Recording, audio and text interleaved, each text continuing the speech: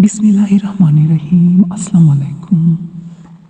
एक दिन एक शख्स हज़रत अली की खिदमत में हाजिर होकर पूछने लगा कि हर जानवर के मुंह में ज़बान होती है, लेकिन मछली के मुंह में ज़बान क्यों नहीं होती, और मछली सिर्फ पानी में ही क्यों रहती है।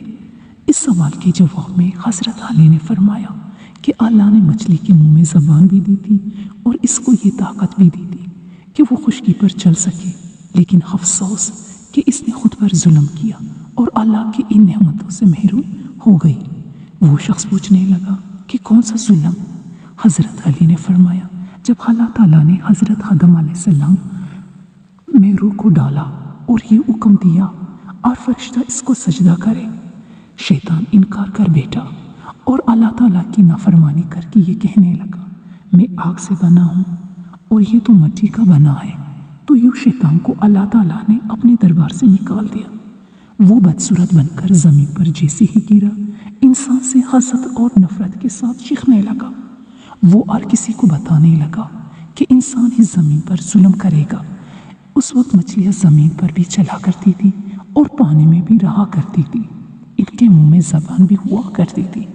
शैतान ने सबसे पहले मछलियों को भड़काया और ये कहा कि इंसान जब ज़मीन पर आएगा, वो अपना पेट भरने के लिए तुम्हें जिंदा खंजर से काटेगा।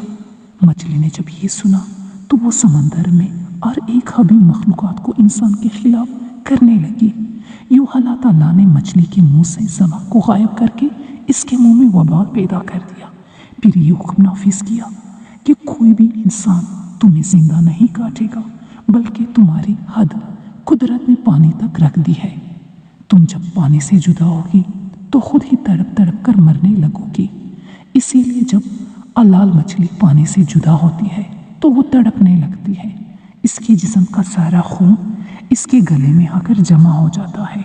इसीलिए मछली को ज़िबा नहीं किया जाता, क्योंकि ज़िबा करना इसलिए वाजिब है ताकि जानवर की रगों का सारा खून गोश्त से अलग होकर बह जाए। अल्लाह ताला ने मछली पर यह कानून नाफिज कर दिया है कि जब वो पानी से अलग होकर तड़पती है तो मछली का सारा खून मछली के गले में आकर जमा हो जाता है।